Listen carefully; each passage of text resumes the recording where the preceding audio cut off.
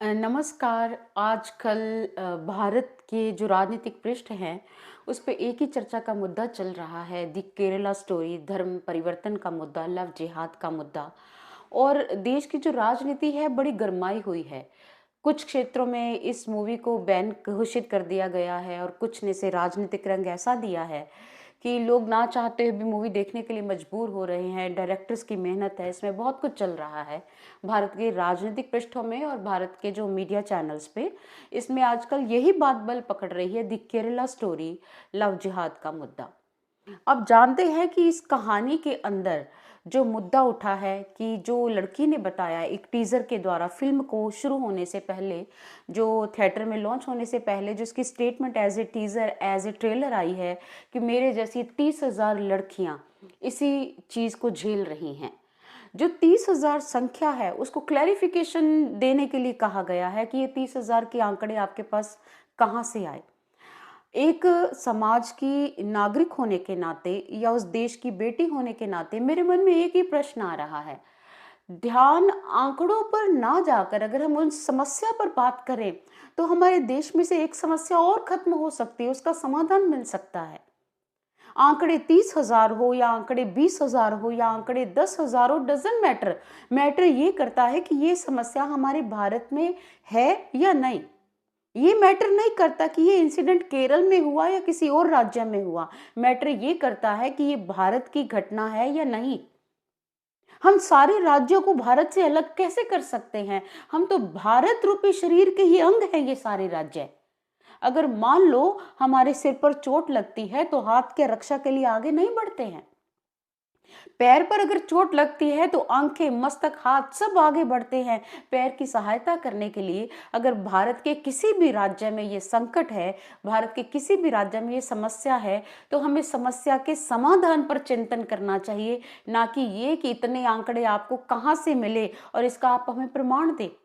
Director मेरे कुछ भी नहीं लगते हैं, प्रोड्यूसर मेरे कुछ भी नहीं लगते हैं।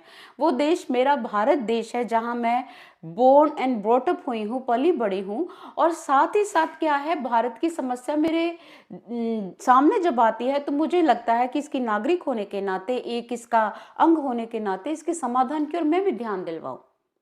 हमारे भारत को कोई रोग लगा है, समस्या रूपी रोग। हमें रोग को खत्म करने पर चर्चा ना करके रोग कहाँ से आया, क्यों आया, किस तरह से आया, किसने ढूंढा, सबसे पहले किसने देखा, ये तो वही बात हो गई कि कहीं से एक तीर आया और एक राजा के सीने पे लगा और राजा का इलाज ना करवाकर हम ये देख रहे हैं तीर उत्तर दिशा से आया या दक्षिण दिशा से आया, पूर्व दिशा से आया या पश्चिम दिशा से आया। हम तीर की खोज कर रहे हैं, जहां रोग लगा है, जहां जख्म हुआ है, हम उस पर चर्चा ही नहीं कर रहे। कितनी विडंबना की बात है। ये मेरे भारत की स्थिति है, ये मेरे लिए दुख का विषय नहीं होगी क्या? और दूसरा, अगर हम आंकड़ों पर इतना लंबा हम चर्चा लेकर चले गए हैं कि संवाद जो है विवाद का रूप धारण कर गए हैं। जो डिबेट्स हैं वो कैसी डिबेट्स हो रही हैं, इतने आंकड़े उतने आंकड़े। जबकि डिबेट्स होनी चाहिए आपके पास क्या समाधान है, आपके पास क्या समाधान है। और जहां तक की बात है, इन आंकड़ों को आप अतिशयोक्ति मान लो। अतिशयोक्ति क्या है? एक अलंकार है किसी बात को बढ़ा चढ़ाकर रखने का।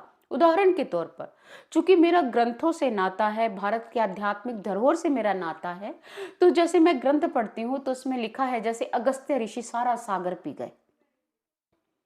क्या सागर को कोई व्यक्ति पी सकता है? नहीं। ये तो अगस्त्य ऋषि जी की शक्ति को प्रकट करने के लिए, कि वो इतने महान ऋषि थे कि वो ऐसा भी कर सकते थे, इसलिए इस चीज को अलंकार कहा जाता है। यह हम कहते हैं जैसे राजा अशोक का जो कलिंग का युद्ध है, उसके बारे में जब हम इतिहास में पढ़ते हैं तो हम कहते हैं खून की नदियां बह उठी। इतना भयंकर युद्ध था कि खून की नदियां, हालांकि खून की नदियां किसी ने नहीं देखी, लेकिन इसका एक मतलब होता है, खून की नदियों का मतलब कि इतना रक्तपात हुआ, इतनी विभीषक हिंसा हुई। और हिंसा जितनी हुई उसका रक्त की नदियों से कोई लेन देन नहीं है। हिंसा को बताने के लिए कि हिंसा विभीषक थी, इसलिए हम नदियां शब्द यूज कर लेते हैं। इसलिए जो आंकड़े हैं उन पर ध्यान मत दो।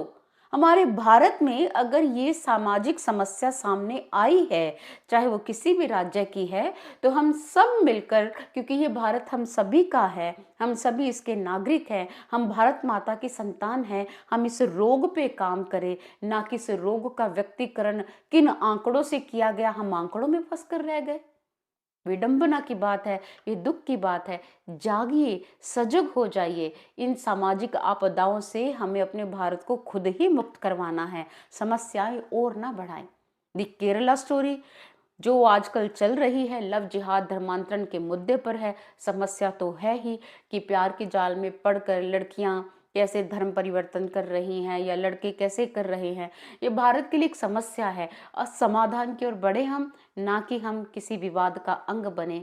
हम भारत को भारत बनाए रखें, हम भारत को राजनीतिक हवाओं में घुमाते हुए इसका रूप ना बिगाड़े। नमस्कार।